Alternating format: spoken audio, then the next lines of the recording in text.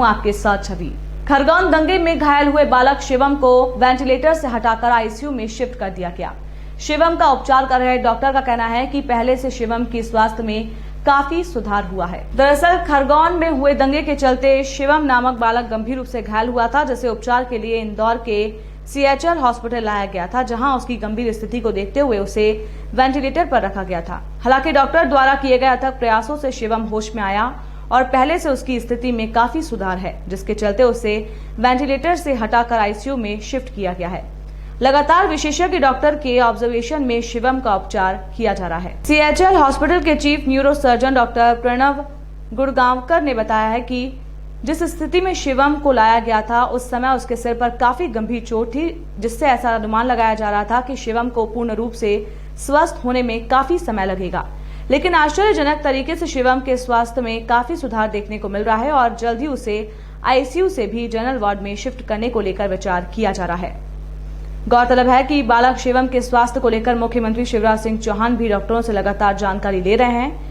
इसके साथ ही कई जनप्रतिनिधि भी अस्पताल आकर बालक शिवम से मुलाकात कर उसके जल्द स्वस्थ होने की प्रार्थना कर रहे हैं। स्थिति है जब आया था और आप क्या देखते हैं? आज शिवम की स्थिति काफ़ी बेहतर है। उसके रिस्पॉन्सेस, उसकी समझ, बातों को समझना, ये सब में सुधार हुआ है। कुल मिलाकर उसकी स्थिति काफ़ी संतोषजनक है। अगर हम देखते हैं इस तरह के पेशेंट्स जिनको इस तरह का ट्रॉमा होता है, कितना टाइम लग जाता है रिस्पॉन्ड करने में, और शिवम की वो कंपेयर करें तो? जब वो आया था उसकी चोट गंभीर श्रेणी में थी। हम ऐसी आशंका समझ रहे थे, व्यक्त कर रहे थे कि उसको 1 सप्ताह या उससे ज़्यादा वेंटिलेटर पर लगे, बेहोश रहेगा ज़्यादा समय। पर आश्चर्यजनक रूप से उसके रिस्पॉन्सेस, उसका जो प्रतिकार था ट्रीटमेंट को, चिकित्सा को, वो बहुत अच्छा रहा।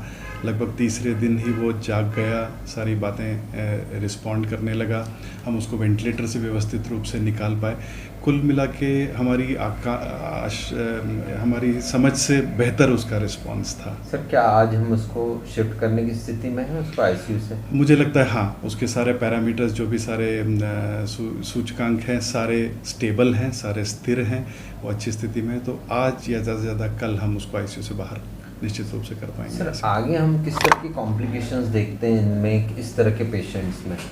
ऑपरेशन के बाद की स्थिति क्या रहती है? सिर में चोट लगे हुए इन पेशेंटों में आमतौर पर जो समस्या आती है उसमें एक झटके आना, जिसको मिर्गी भी कहा जाता है या सीजर्स कहते हैं, ये एक बड़ी समस्या रहती है। हर बार सीजर आने पे इन पेशेंट्स में ब्रेन में ऑक्सीजन की कमी होने का डर रहता है। दूसरा, इन पेशेंट्स में थोड़ा बहुत लर्निंग डिसेबिलिटीज़ हो सकती हैं कि बात करना, समझना उनको पूरी तरह से, हालांकि वो बात सुनते हैं पर उसको समझ नहीं पाते हैं। इनको कॉम्प्रहेंशन की डिफेक्ट्स कहते हैं।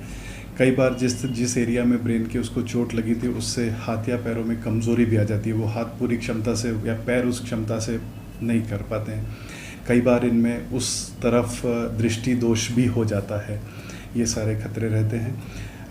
इसके अलावा एक जो बड़ी बात है, इस तरह की चोट या इस तरह की घटना के जो विक्टिम है, जो उसके भुक्तभोगी हैं, उनको साइकोलॉजिकल, मानसिक रूप से बहुत बड़ा ट्रॉमा होता है।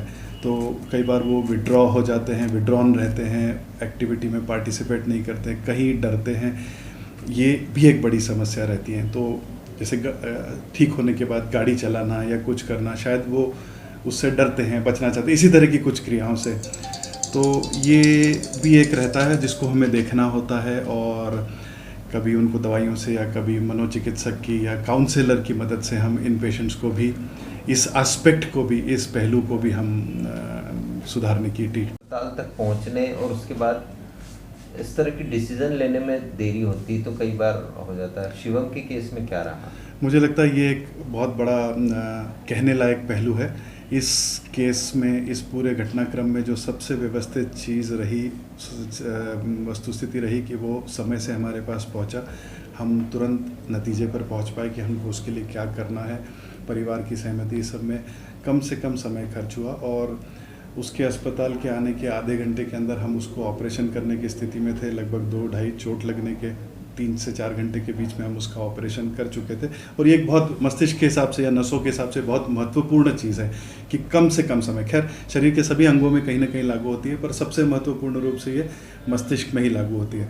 और इस पर्टिकुलर केस में हमको वो एडवांटेज मिला, हमको वो जल्दी से जल्दी कम से कम समय में, और परिवार ने भी जितनी समझदारी से इस चीज़ को समझा, कॉम्प्लिकेशन समझे, क्योंकि आमतौर पे जब ऑपरेशन करते हैं तो पेशेंट को, परिवार को डिटेल में सही और क्या सही नहीं हो सकता उसके बारे में भी जानकारी दी जाती है।